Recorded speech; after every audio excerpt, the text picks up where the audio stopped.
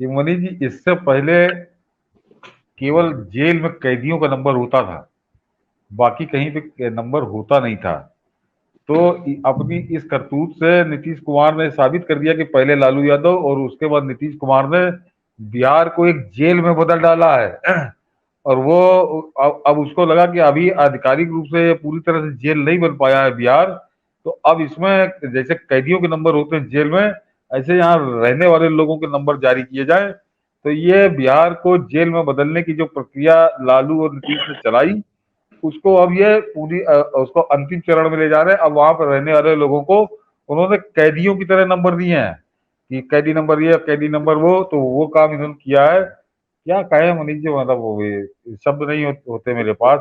जब बिहार की ये दुर्दशा देखता हूँ, ये क्या क्या हो रहा है उस राज्य में, जहाँ जहाँ बड़े बड़े दिग्गज हुए, बड़े बहुत दिग्गज हुए जिन्होंने ये देश सब को। बड़ा बिहारियों को बड़ा गुमान था सर। वो चाणक्य की भूमिका है, उसने देश को जेपी दिया है, उसने देश को बुद्ध दिया है, उसने देश को महावीर दिया है, उसने देश को सिखों का 9वां गुरु दिया है। पता नहीं बिहार ने क्या क्या दिया है। इन्हें गुमान है कि आज भी हम सबसे ज्यादा आईएएस आईपीएस पैदा करते हैं। और नीतीश और लालू ने मिल करके जंगल राज के, लालू ने जंगल राज दिया और नीतीश ने ये मंगल राज में, ये आपने बहुत बढ़िया टिप्पणी की है कि कैदियों के नंबर हुआ करते थे जेल में। हाँ अपराधी मतलब पूरे बिहार को अपराधियों का एक तरह से मंडली बना दिया है कि अपराधी नंबर 1, अपराधी नंबर हाँ 2, अपराधी नंबर हाँ 136, ये एक तरह हाँ से कोड।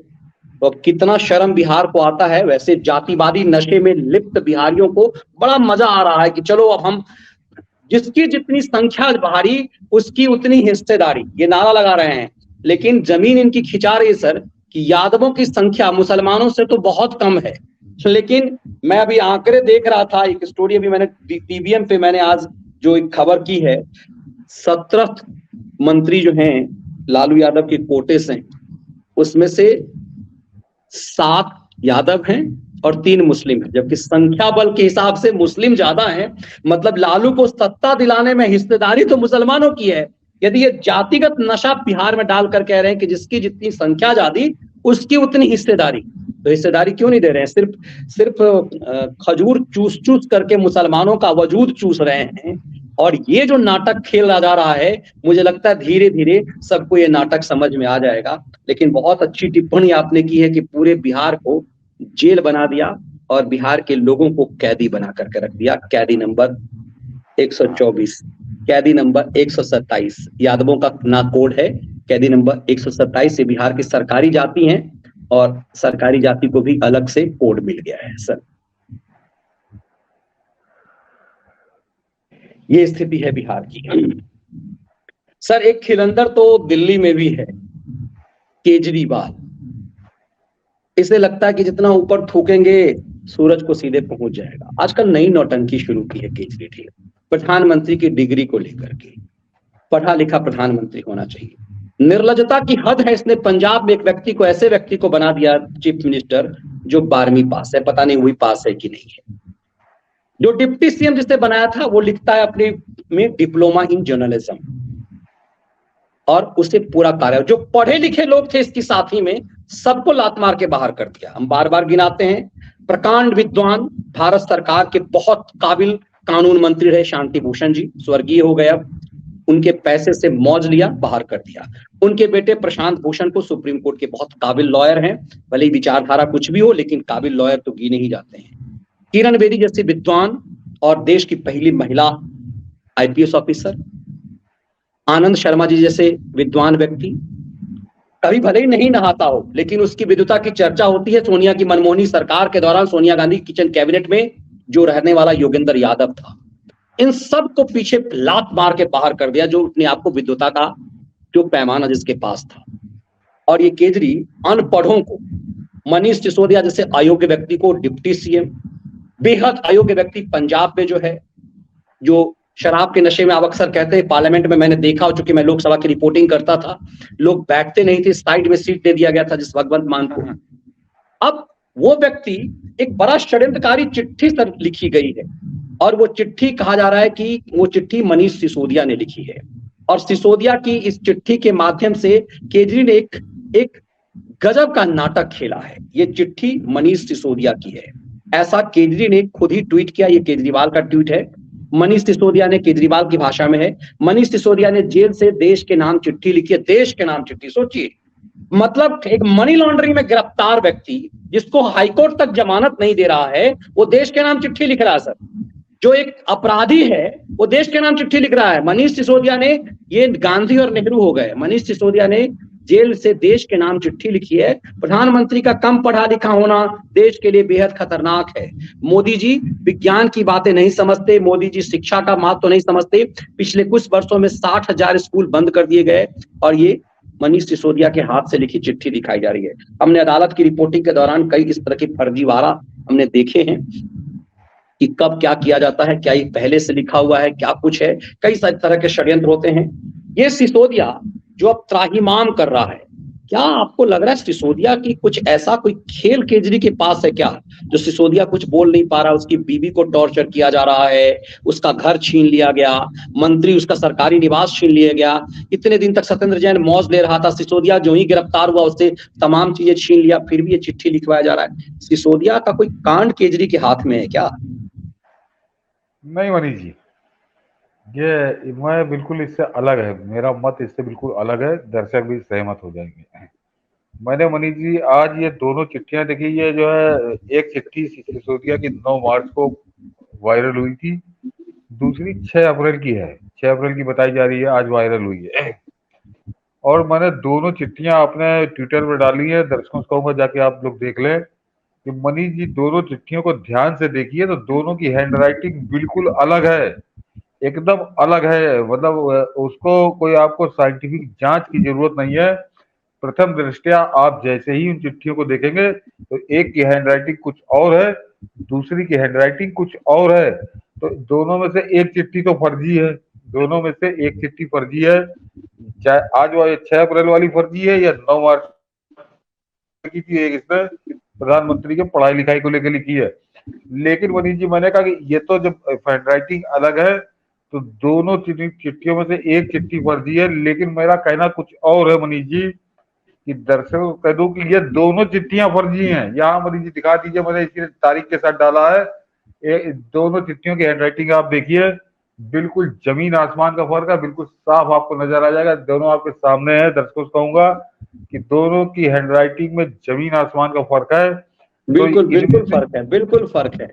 देखिए, शाह लिखने का जो तरीका है वो अलग है, ड़ा जो लिखा गया है, हा जो लिखा गया है वो बिल्कुल अलग है, एकदम सही। हाँ, मैं बता रहा हूँ कि ये दोनों अब मगर मेरा मानना है मनीष जी कि दोनों में से एक नहीं, ये दोनों चिट्ठियां ही फर्जी हैं। मनीष सिसोदिया ने कोई चिट्ठी लिखी ही नहीं।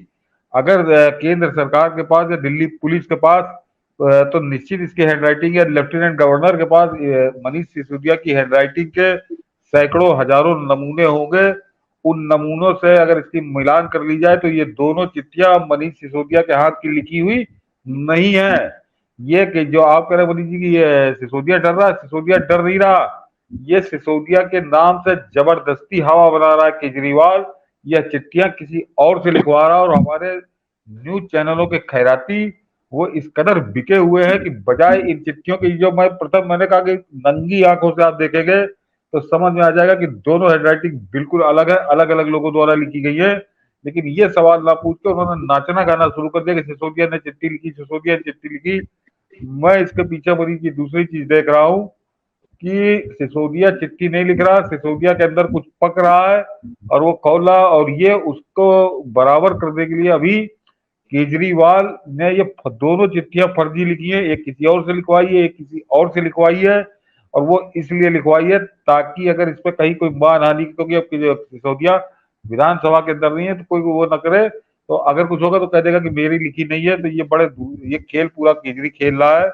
और क्यों खेल रहा है मनीष जी, ये जरा दर्शक समझ जाए कि आज कुछ न्यूज चैनलों ने इस चिट्ठी पर तो बड़ा ढोल बजाया, बड़ा नाचे गाए। लेकिन मनीष जी एक चिट्ठी आज और लीक नहीं हुई है, बाकायदा उसने जारी की है, उसने लिखकर जारी की है, सार्वजनिक की है, जिसका मैं पहले भी जिक्र करता रहा हूँ। सुकेश चंद्रशेखर, उसके बारे में भी मैं डाला है कि उसने मनीष जी खुलकर पूरे डिटेल के साथ बताया है। ये मनीष जी कि ये सुकेश चंद्रशेखर ने कहा है कि 15 करोड़ रुपए, और उसके लिए उसने मनीष जी कहा कि मैंने इसको 15 करोड़, इसने मुझको कहा कि 15 करोड़ रुपए वो जो तेलंगाना वाला है, बीआरएस, भारतीय राष्ट्र समाज पार्टी कौन सी बनाए है वो, उसको ये पहुंचा दो। और उसने बकायदे लिखा कि मेरे पास व्हाट्सएप चैट के स्क्रीनशॉट सुरक्षित है जो मैं सब करूंगा, और 700 पन्ने के सबूत। तो सुकेश चंद्रशेखर की ये दूसरी तीसरी चिट्ठी है जिसको न्यूज चैनल को दिखाई नहीं जा रही उसकी चिट्ठियां, ना उसके बयान बताए जा रहे हैं। लेकिन केजरीवाल तो जान रहा है कि ये जो कुछ कह रहा है वो सच कह रहा है। केजरीवाल को बहुत अच्छे से मालूम है। और सुकेश चंद्रशेखर की आज के मनीष सिसोदिया की चिट्ठी तो मैंने आप दर्शकों को भी उदाहरण के साथ बता दिया कि वो फर्जी चिट्ठियां हैं। केजरीवाल अपनी भड़ास सिसोदिया के नाम से निकाल रहा है और उसको जबरदस्ती शामिल कर रहा है कि उसको प्रधानमंत्री को गाली देनी है। और वो गालियां क्यों दे रहा है, ये मनीष जी मेरी समझ में आज आया जब ये सुकेश चंद्रशेखर की चिट्ठी उसने सार्वजनिक की कि केजरीवाल जान रहा है कि सुकेश चंद्रशेखर जो खुलासे कर रहा है, जो सबूतों का दावा कर रहा है, वो उसने दे भी रखे होंगे मेरे ख्याल से एजेंसियों को, कि इसके बाद केजरीवाल को दुनिया की कोई ताकत जेल जाने से नहीं रोक सकती। तो केजरीवाल अभी से गाली इसलिए बक रहा है इस देश के प्रधानमंत्री को, ताकि जब वो जेल जाए तो ये कहे कि मैं तो गाली बक रहा था इसलिए मुझको जेल भेज दिया गया। ये पूरा खेल है इसका, और ये कुछ नहीं है। और सुकेश चंद्रशेखर का खुलासा बहुत बड़ा है। केजरी को उसने पूरी तरह से बेनकाब कर दिया। और मनीष जी इस सुकेश चंद्रशेखर के इस आरोप पर न तो केजरीवाल कुछ बोल रहा है, न वो संजय सिंह बोल रहा है, न वो गोपाल राय बोल रहा है, न वो सूरज भारद्वाज बोल रहा है, न वो आतिशी मरलीना बोल रही है, और न न्यूज चैनल की, ना ये न्यूज चैनल के खैराती केजरीवाल के गुलाम ये इस पर बात ही नहीं कर रहे हैं। ये इस पर बात ही नहीं कर रहे। आज का दिन इन्होंने टाल दिया, शनिचर इतवार ये वीकेंड बनाएंगे, संडे बनाएंगे, मंगलवार को कोई और तब तक ये पंजीरी ले आएंगे, उस पंजीरी को बांटना शुरू कर देंगे अपने अपने न्यूज चैनलों से। सुकेश चंद्रशेखर की चिट्ठी, उसके सवाल केजरीवाल के सारे कपड़े उतार देते हैं। तो इन न्यूज चैनलों ने आज का दिन जैसे तैसे काटा इधर उधर करके। मैंने कहा 2 दिन ये मौज लेंगे और उस मंडे को कोई नई पंजीरी तैयार करके लाएंगे ताकि सुकेश चंद्रशेखर का मामला दब जाए। लेकिन इनके न्यूज चैनलों पे दब जाएगा मनीष जी। वो अदालत तो पहुंचेगा ही, वो अदालत तो पहुंचेगा। और अदालत में वो जो कुछ कह रहा, खुलकर कह रहा, ये जब वो कहता है तो केजरीवाल पूरे गैंग को साफ सूंघ जाता है। तो वो ये केजरीवाल का जेल जाना बिल्कुल तय है, जैसे पत्थर पे खोद के लिख दिया गया है। अब उसमें समय कितना लगता है ये आगे देखने वाला विषय है। बिल्कुल सर, टेलीविजन चैनल भले ही छोड़ दे, हमारे और आपके जैसे लोग हैं जिनका पलीता लगाएंगे, जो पत्रकारिता का जो बेसिक धर्म है वो हम सब पालन कर रहे हैं कि एक पत्रकार के रूप में जो आपने पूरे फैक्ट रख दिए कि किस तरह से दोनों चिट्ठियों की हैंडराइटिंग अलग अलग है, मतलब एक नहीं दोनों फ्रॉड है। और केजरी इस मामले तो इसमें तो 420 में केजरी जेल जाएगा। हाँ, अरे इस पर कई मुकदमे लगेंगे, इस पर कई मुकदमे। लेकिन असल में मनीष जब ये भी काम क्या नरेंद्र मोदी करें, दिल्ली भाजपा का कोई नेता, दिल्ली भाजपा के बड़े वकील जो तख्ती लगा के चलते होंगे 1.5-2 फुट की, कि वकील प्रकोष्ठ के फलाने महामंत्री, वकील प्रकोष्ठ के फलाने उपाध्यक्ष, वो क्या कर रहे हैं? वो ये करें कि ये काम या तो नरेंद्र मोदी करें, या क्योंकि हम लोग चर्चा कर रहे हैं तो हम लोग चल के मुकदमाबाजी शुरू करें। ये केवल मौज लेंगे क्या? पूरी एक प्रदेश यूनिट है दिल्ली भाजपा की, जिसमें अधिवक्ता प्रकोष्ठ पूरे देश में होते हैं, और वहां तो राष्ट्रीय कार्यालय भाजपा का। तो वो वकील काहे के लिए है? वो दिल्ली में भाजपा के जो महामंत्री, प्रदेश उपाध्यक्ष, प्रदेश अध्यक्ष, ये सब काहे के लिए है? ये सामने नजर आ रहा है। इसकी जांच करावे, इसको ले जाए कोर्ट में। बिल्कुल सही कहा मनीष जी ने कि 420 का मुकदमा केजरीवाल पे भी लगेगा, मनीष सिसोदिया पे भी लगेगा, और जो इनके गुर्गे हैं वो संजय जय सिंह साहब, सब नब जाएंगे। बिल्कुल सामने प्रमाण है। बिल्कुल, इसीलिए टिकट ब्लैक किया सबसे ज्यादा कूद रहा है कि इन सबको, चूंकि हो सकता है कि टिकट ब्लैक करने का धंधा जो होता है वो इसी रंग का धंधा होता है, तो ये पहले हो सकता है उसी का आइडिया हो। तो ये पूरा गैंग जो है अब बहुत जल्द, सर संजय राउत को कहाँ पता होगा कि वो कभी इस ढंग से जेल जाएगा? कहाँ मनीष सिसोदिया को पता रहा होगा? कहाँ सत्येंद्र जैन को? तो धरती का सबसे काबिल मंत्री थे, सबके सब अंदर गए।